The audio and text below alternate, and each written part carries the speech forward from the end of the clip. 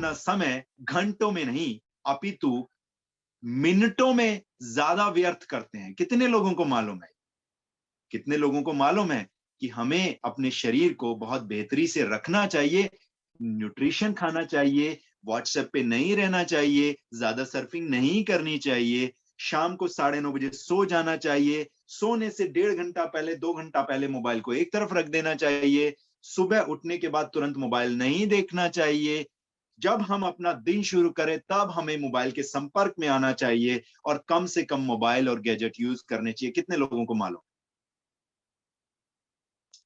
ये आपके वॉचमैन को मालूम है। वॉचमैन के बाद नंबर आता है रिसेप्शनिस्ट का। तो वो जो पेरिस वाले साइंटिस्ट हैं, डॉक्टर हैं, क्या कर रहे हैं? जब हम एक बात को बार बार चैंट करते हैं, चैंटिंग से ध्यान आया, बता देता हूं। महात्मा बुद्ध का नाम कितने लोगों ने सुना है? पुराने लोग कितने सरल होते थे और कितनी सरलता से वो लोग सबकॉन्शियस माइंड को इस्तेमाल करते थे। इस बात का उदाहरण इससे लगता है कि जब उनकी लिखी हुई वाणी को ट्रांसलेट किया गया तो ऑथर को लगा ये क्या हुआ, ये जो किताब है, ये जो पुस्तक है, इस तरह की 5 पुस्तकें बन सकती हैं जो इन्होंने कहा है, क्योंकि महात्मा बुद्ध एक बात को कम से कम 4 से 5 दफा दोहराते थे। यानी कि वो बहुत ही सरलता से एक ही वाक्य को अलग अलग तरीके से 4 से 5 दफा अपने शिष्यों को बताते थे। तो जब उनकी वाणी को ट्रांसलेट करने का नंबर आया तो जो ट्रांसलेटर थे, जो अनुवादक थे, जो भाष्यकार थे, उन्होंने एक अलग से कुछ पेजेस की सिंबल्स बनाए और उसमें लिखा फिर वही शब्द 2 बार, फिर वही पंक्ति 3 बार, फिर वही पंक्ति 5 बार। और वो जो सेंटेंस होता था महात्मा बुद्ध का, उसके साथ में वो चिपका देते थे फिर वही पंक्ति 5 दफा।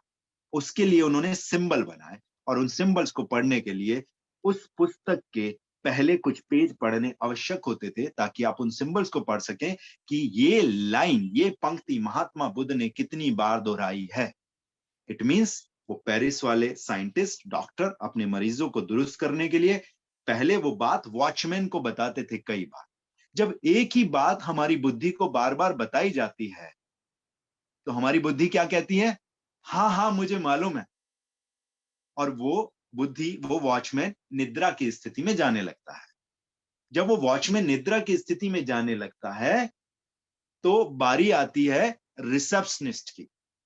तो अब हम रिसेप्शनिस्ट को वही बात बार बार बोल रहे हैं। कुछ समय के बाद वो रिसेप्शनिस्ट भी सोने लग जाती है। अब रिसेप्शनिस्ट को भी पता है कि यही करना है, हाँ क्रोध नहीं करना चाहिए, बुद्धि से क्षीण होती है, हास होता है शरीर का। अब उस कंपनी का एक सेल्स एग्जीक्यूटिव उस लाइन को सुनता है।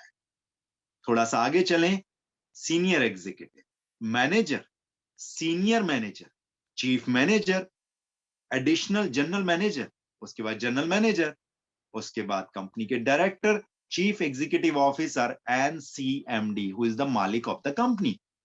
और यहां पे सीईओ से क्या तात्पर्य है? सीईओ से तात्पर्य है चीफ एग्जीक्यूटिव ऑफिसर, मींस आपका सबकॉन्शियस माइंड, अवचेतन मन की सबसे अंदर वाली लेयर। तो अब मुझे हाँ या ना में जवाब दें आप। बहुत लोग बात करते हैं ना अवचेतन मन की, सबकॉन्शियस माइंड की पावर ये कर देगी, वो कर देगी। ऐसा होता है कि नहीं?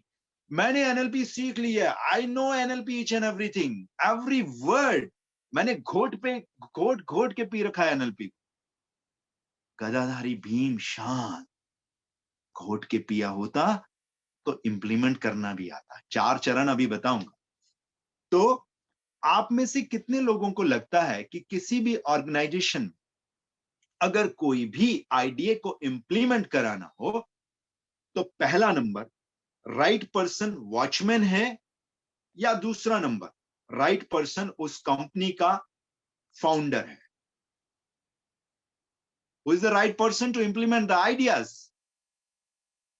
You mean it's the second guy who is the founder of the company, isn't it? So आपके अवचेतन मन जो आपके शरीर को चलाता है जब आप सो जाते हैं, दैट अवचेतन मन is the founder of the company in your body case. तो जब तक वो बात आपकी लास्ट लेयर तक नहीं जाएगी, तब तक वो आइडिया इंप्लीमेंट नहीं होगा। ये उन क्वेश्चंस का आंसर्स है जो क्वेश्चन के आंसर आप लेकर घूम रहे हैं कि मैनिफेस्ट तो बहुत करता हूं, बहुत करती हूं, पर चीजें होती नहीं। चीजें तब होंगी जब आपके सबकॉन्शियस माइंड को ये आइडिया लग जाएगा कि ये इंसान एक्चुअली ये चाहता है। जिस दिन आप अपने सबकॉन्शियस माइंड को ये बताने में कामयाब हो जाएंगे कि ये आपको चाहिए ही चाहिए, कम व्हाट में, चाहे जो हो जाए, दुनिया इधर की उधर हो जाए, पर आपको यही चाहिए। जिस दिन आपके सबकॉन्शियस माइंड को ये पता लग जाएगा ना माय डियर फ्रेंड्स, उस दिन वो एक्शन लेना शुरू